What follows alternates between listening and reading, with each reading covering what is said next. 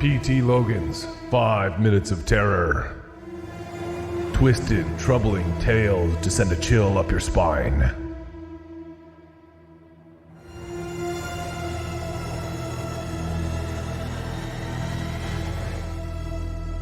Naughty list. I don't care, Harry shouted as he stamped his feet. If Santa doesn't get me exactly what I want, I will scream. You're already screaming, Harry. Why don't you just calm down? His mother suggested. She quickly glanced at the clock. It was nearing midnight.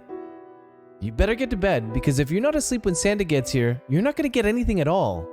Harry stomped again. I don't care. Harry's mother sighed and massaged her temples. It was difficult raising a child on your own. And ever since her husband died, Harry's attitude just kept getting worse and worse. She didn't blame him, not really. But the child was nearly impossible to deal with. I know what I want for Christmas, she thought miserably. A kid who doesn't talk back.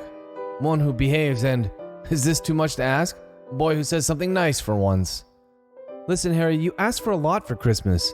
You wanted a PS5, a new TV, a skateboard, and a pet dog, which, I might add, I am very allergic to.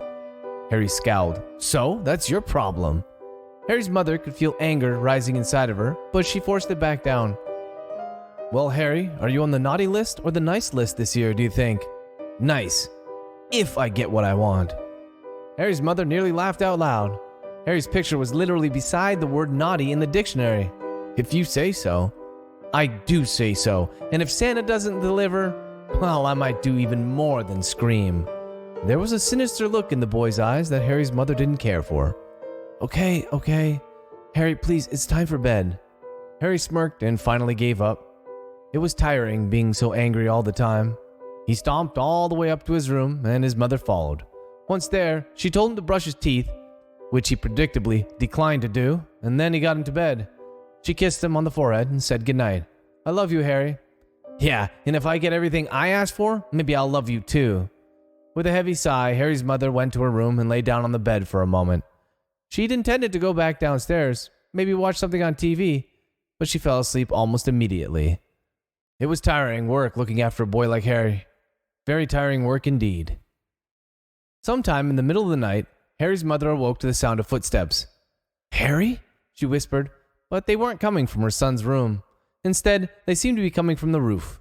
A small smile fell on her lips when she heard the sound of rustling from the chimney. Then she shut her eyes and went back to sleep.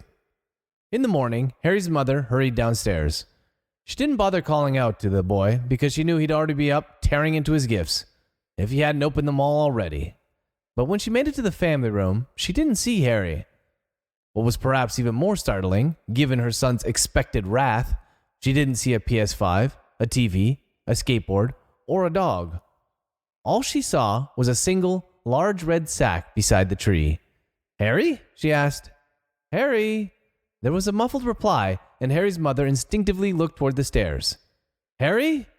Another reply, one that sounded like Mom this time, but it wasn't coming from her son's bedroom. It seemed to be coming from the bag. Nervous, Harry's mother walked over to the bag and reached for the drawstring. Before she could pull it, however, the bag suddenly opened and something jumped out. Harry's mother screamed and backed up, preparing to be attacked. But that didn't happen. What happened was that a small boy in PJs stepped out of the bag. He had blonde hair like Harry and blue eyes, but it wasn't Harry. Who are you? Harry's mother whispered, her hand covering her mouth. The boy smiled.